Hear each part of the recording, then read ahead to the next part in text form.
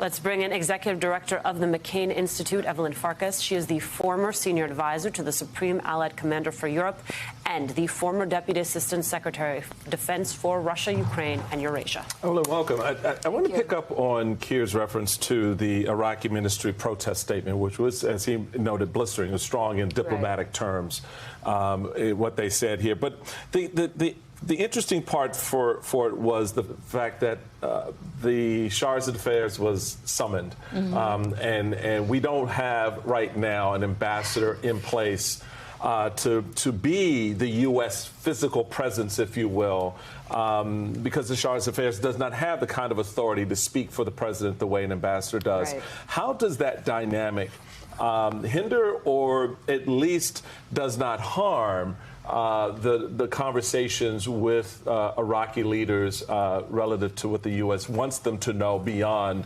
oh, this is the military action we're taking? Yeah, I mean, first, Keir, because the language is so important, the subtleties of understanding the language. As Keir said, the Iraqi government is speaking to their domestic audience and their power players internally, and they're trying to make sure that their sovereignty is being, reflected, that they're not looking weak to their internal domestic audience. At the same time, they still rely on the United States. They don't want us to leave today or tomorrow, right? Certainly not unless it's been negotiated.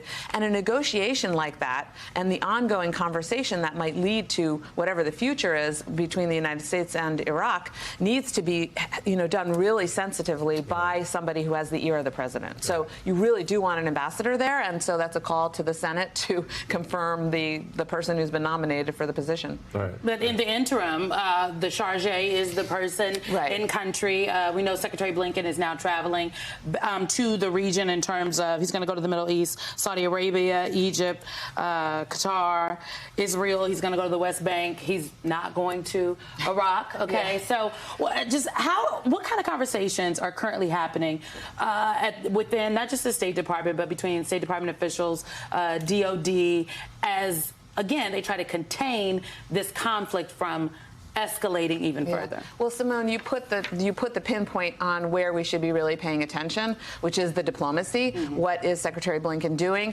He's trying really hard, frankly, to bring an end to the current phase of the conflict between Israel and the Hamas terrorists. So as fast as he can do that, that will move us to a next phase where we are taking hopefully less attacks from the Houthis and the other proxies, because they said they're doing this because of the war in Gaza.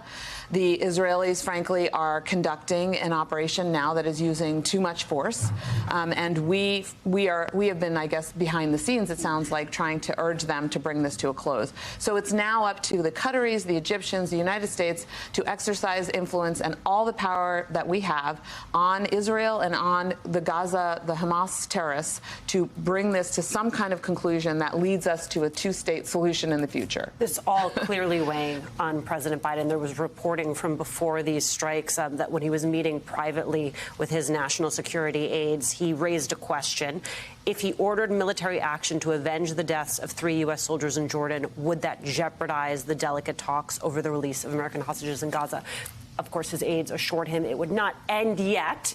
It does complicate those talks. It totally complicates those talks. The good news is, I think, Alicia, that the Iranian government does not want war with the United States. So I don't think that they're going to respond by escalating the situation, by attacking us again, or at least condoning or directing an attack by their proxies. So that's good. However, having said that, the Iranians don't want necessarily peace in Gaza. They don't want, a détente, if you will, or good relations between Israel and the Gulf states, which is what we were headed towards when this operation by the Gaza terrorists occurred. So they are a spoiler. But I think if we can keep things, under control in terms of maintaining our deterrence and stopping the Iranians from attacking us, we can get to peace. It's really important to move fast because there are other parts of the world that are are watching, you know, Ukraine, China. The Russians. I want to throw on the table Secretary Lloyd Austin's statement in a very important part of it, I think, for domestic consumption here in the United States, where he says, "We do not seek conflict in the Middle East or anywhere else, but the President and I will not tolerate attacks on American forces." That's something that resonates with Americans across the country, irrespective of the political nonsense that we sometimes hear from hard-right individuals.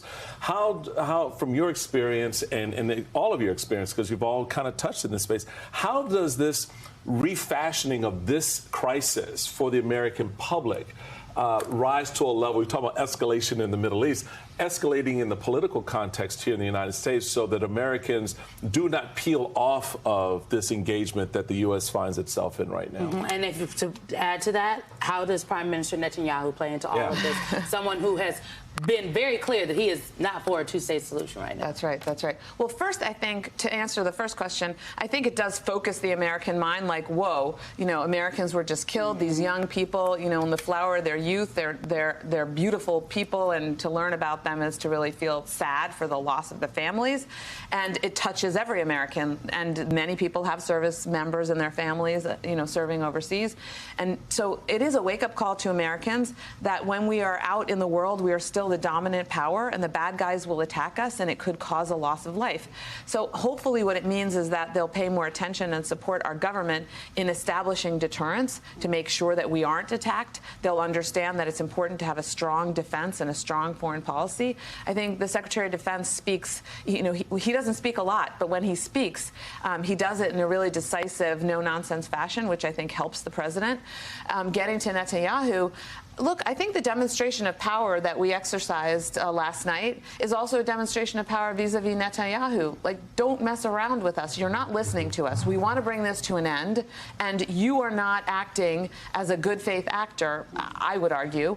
And I think for the administration, he's a frustrating character because he's got his own agenda politically and personally.